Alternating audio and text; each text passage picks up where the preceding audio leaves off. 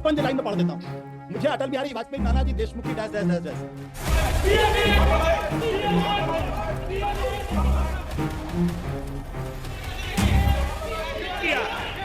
सिर्फ और सिर्फ सरफरे नेता, कांग्रेस के बेलगाम नेता देश को तबाह करने पर तुले हुए।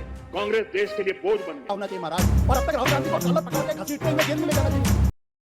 तो चलिए शुरू करते हैं। पहली बार किसी राजनीतिक दल के द्वारा भारत के किसी अंतर्राष्ट्रीय सम्मेलन के अंदर सुरक्षा की चुनौती प्रस्तुत करने का काम किया गया। जो अभी तक आतंकवादी और अपराधी तत्वों के द्वारा होता था, वो राजनीतिक दल के कार्यकर्ताओं के द्वारा हुआ। इसलिए मैं कहता हूं, गांधी जी के बंदरों की बजाय इन्हें लश्करे राहुल के सिपाही कहा जाए तो अधिक उचित होगा। तू समझा? हाँ, क्या बढ़िया था गुरु। और मार्गरेट आल्वा पर जरूर बोलिएगा इस बार। यूथ कांग्रेस के अध्यक्ष जो उदय भानुचिब है, उनसे अभी भी पूछताछ हो रही है। मैं डंके की चोट पे डिफेंड कर रहा हूँ, उसमें लाग लपेट कहाँ है? मैंने तो पहले दिन से बोल रहा हूँ। मार्गरेट आल्वा गलत कह रही हैं। बिल्कुल, ये मार्गरेट आल्वा का अपना बयान हो सकता है, जरूरी थोड़ी कि मार्गरेट आल्वा मेरी राय अलग है। लेकिन मैं सुधांशु जी को एक बताना चाहता हूँ, सुधांशु जी आज होमवर्क करके नहीं आए। वो कह रहे हैं कि इंटेलिजेंस एजेंसी पता लगा। अरे संबित पात्रा ने 3 दिन पहले कह दिया था कि राहुल गांधी के घर पे वो बाकायदा मीटिंग हुई थी, वहां तय हुआ था। सुधांशु जी, आपको तो पता होना चाहिए महाराज। और अब तक राहुल गांधी को कॉलर पकड़ के घसीटते हुए जेल में ले जाना चाहिए कि भाई तुम्हारे घर पे मीटिंग हुई, संबित पात्रा जी उसके सबूत हैं, और संबित पात्रा को विटनेस बॉक्स में खड़ा करना चाहिए। लेकिन दुर्भाग्य की बात है कि सुधांशु जी को पता ही नहीं है। वो कह रहे इंटेलिजेंस एजेंसी जानकारी देंगी तो उसके बाद पता चलेगा। अरे सुधांशु जी, कृपया एक बार संबित पात्रा से बात कर लिए कि वो बहुत पढ़े बड़े समझदार आदमी हैं और आपसे ज्यादा अनुभवी हैं, तो उनसे एक बार ब्रीफिंग ले लिया करिए आप। सुधांशु जी, आज देखिए आशुतोष जी कैसे बेचारे घबरा कर बौखला कर बात की बात में गोल पोस्ट चेंज करें। भाई साहब, मैंने कहा ना, एजेंसीज ने क्या फाइंड आउट किया और क्या निष्कर्ष निकला, धरपकड़ चल रही, उसके बाद निष्कर्ष आएगा।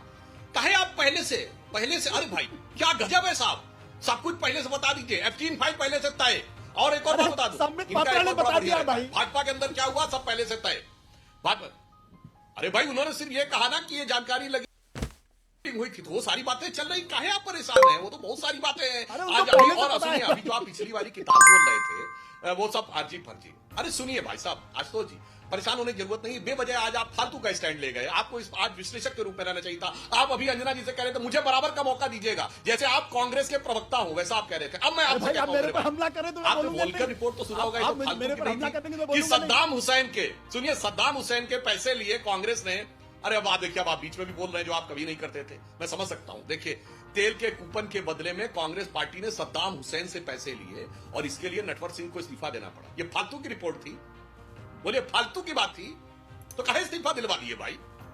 बोले भाई, ये फालतू की रिपोर्ट थी। और जो मैंने कोट किया है, ये वैगना अल्बर्टस की किताब स्टेट विद इन स्टेट, उसमें जाइए। 1992 में रशियन गवर्नमेंट से प्रेस कॉन्फ्रेंस में पूछा गया कि क्या आपने पैसे दिए थे भारत में, तो रशियन गवर्नमेंट ने ऑफिशियली कहा हां, पर अपने आइडियोलॉजिकल इंटरेस्ट को सेफ गार्ड करने के लिए जरूरी था। और आशुतोष जी, कान खोलिए और दर्शकों से कहता हूं किताब खोलिए, उसमें विक्टर शेरबेकोव केजीबी के चीफ का लेटर नंबर कोटेड है। बाय लेटर नंबर डेटेड दिसंबर। ठीक है सुधांशु जी, 2026 में आइए, 2026 में आइए, 2026 में आइए और बताइए कि आप कौन सी धाराएं लगेंगी इन लोगों पर, कौन सी धाराएं लगाएगी पुलिस, क्या करे, मतलब क्या एक्शन होगा इनके खिलाफ?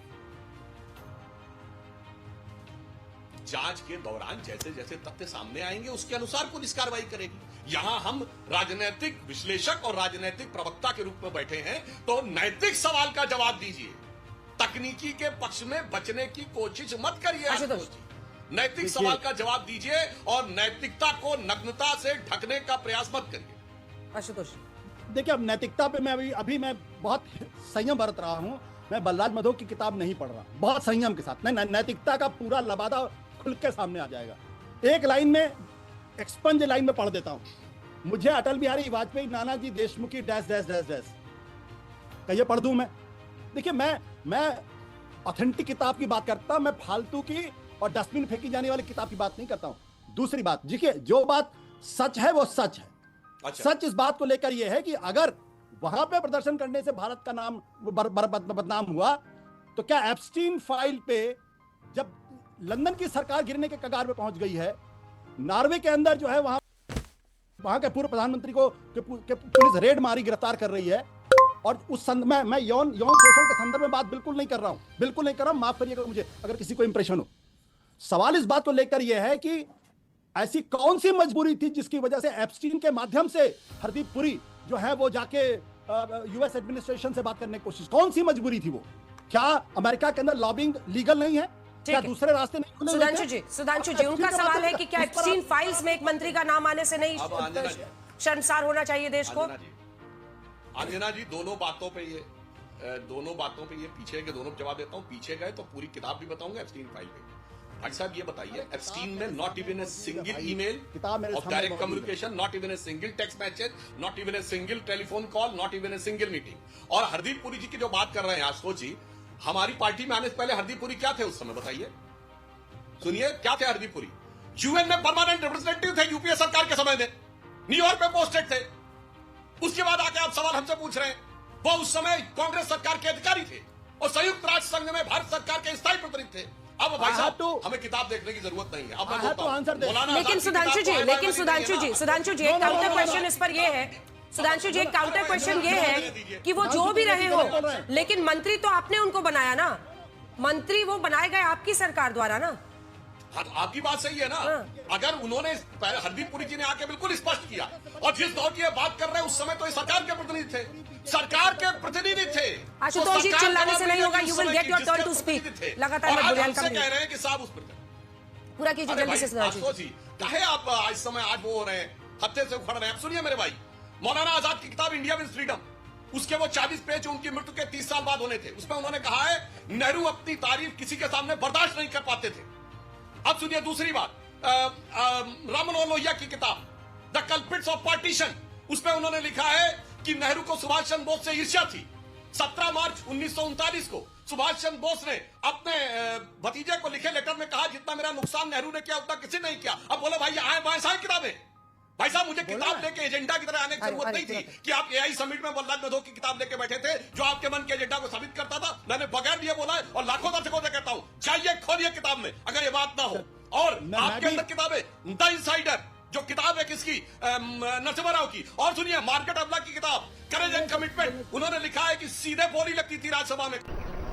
बंद करो हाथ जोड़ के मैं मोदी साहब से गुजारिश करता। कांग्रेस की नवजोत कौर सिद्धू ने लिखा है 500 करोड़ रुपए जो देगा वो चीफ मिनिस्टर बनेगा कांग्रेस में। ये उन्होंने बोला कांग्रेस नेता।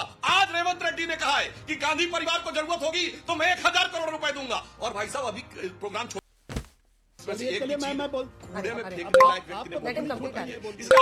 आप फालतू की चीजों में पड़ जाते हैं? कांग्रेस को क्यों कवर फायर देने लगते हैं? देखिए मैं कांग्रेस इसका जवाब दीजिएगा, लेकिन ये मोनोलॉग आप लोग दोनों की तरफ से ना हो जाए। एक सवाल भी सुन लीजिए आशुतोष जी। सवाल ये है कि अनेकों लोग, मतलब एक देश का भी तो अपना मान सम्मान होता है ना, जब मान हानि हो तो फिर उस देश को भी सोचना पड़ेगा। वहां पर अनेकों लोग थे, मतलब कोने कोने से कितने लोग, बहुत दूर दूर ट्रैफिक फंस रहा था, पैदल चल चल के पहुंच रहे थे भाई, क्योंकि वो इस भारत के एआई मोमेंट का हिस्सा बनना चाह रहे थे। उनमें से भी कई लोगों को ये लगता है, सवाल नहीं सुनिएगा क्या, उनको भी लगता है कि ऐसा नहीं करना चाहिए था इंटरनेशनल मंच पर। क्या ये सेल्फ गोल नहीं है? एक पॉलिटिकल एनालिस्ट के तौर पर कोशिश कीजिए इसका जवाब देने। इतनी बड़ी खबर अभी सुधांशु त्रिवेदी जी ने दे दी, आपने उसको पकड़ा नहीं। उन्होंने एक तरीके से हरदीप पुरी को डिसोन कर दिया। उन्होंने कहा जब उन्होंने ये काम कर रहे थे तो कांग्रेस के द्वारा वहां पे ये थे। हकीकत ये है कि जनवरी 2014 में हरदीप पुरी बाकायदा भारतीय जनता पार्टी के सदस्य बन चुके थे। जो उनके ईमेल दिखाई पड़ रहे हैं वो जून 5 के बाद के 2014 के बाद से प्रधानमंत्री नरेंद्र मोदी तब प्रधानमंत्री बन चुके थे। इसलिए कृपया करके गुमराह मत करिए। मैं बहुत होमवर्क करके आता हूं, इसलिए मुझे अच्छी तरीके से पता है।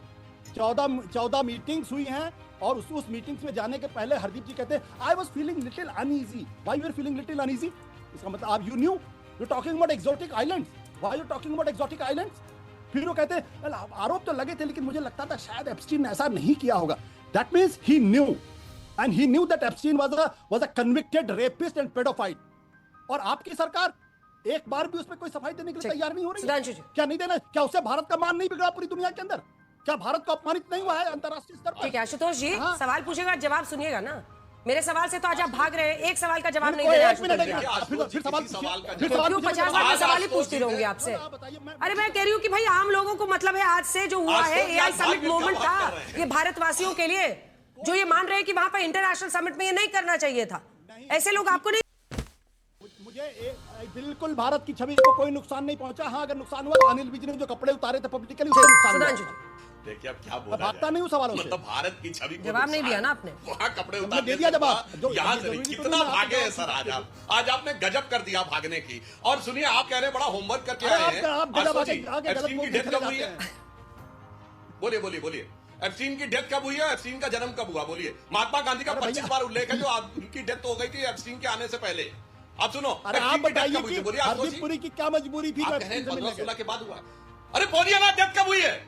बहुत होमवर्क बताइए करके आ ना। रहे, बोलिए डेथ कब हुई है? बोलिए आप बोलिए मुझे डेथ कब हुई है? बताइए। आप मैं तो ये भी ये बता देखिए, दूंगा कि होमवर्क वो- करके आए, साबित हो गया। मैं तो सुनिए हो गया साबित। मैं ये इसलिए क्यों सर आप क्यों आज इस चक्कर में पड़े हुए हैं? मैं बताता हूं 2019 में जेल में उसकी डेथ हो गई, उससे कई साल पहले जेल में था, और आप कह रहे हैं आप होमवर्क करके आए हुए हैं कि साहब वो ईमेल हो रहे थे। मुझे पता है, तो फिर ये बताइए ना कि राहुल गांधी का 6 बार नाम क्यों है, सोनिया गांधी का 4 बार नाम क्यों है, का नाम क्यों है? बोलिए ना, हरदीप पुरी के बारे में क्यों बोलिए। बात करते हैं आप? फिर राहुल गांधी के नाम पर भी हरदीप पुरी बात क्यों नहीं बोलिए, करते? सोनिया गांधी जी के हरदीप नाम पुरी पर बात बोलिए, क्यों नहीं करते और आप? गांधी जी जिनकी मृत्यु हो गई थी 25 बार उनका नाम। हरदीप पुरी का जिक्र क्यों नहीं करते? जो एप्स्टीन 14 बार फाइल पे मिले थे? बात करनी, मैंने तो हरदीप पुरी का बोल बताइए दिया। ना मुझे। आपने कहा बड़ा होमवर्क हरदीप पुरी होमवर्क की करके क्या नहीं मजबूरी आए। थी? 14 बार मिले थे। होमवर्क चलिए, करके इसी के नहीं साथ आए। इस बहस का अंत एजेंडा करते हैं, लेके आज की इस खबर पर आपके क्या विचार हैं? हमें कमेंट करके जरूर बताएं। अगर जानकारी अच्छी लगी हो तो वीडियो को लाइक और शेयर करें, और हाँ, चैनल को जरूर सब्सक्राइब करें। तो मिलते हैं अगली वीडियो में। जय हिंद।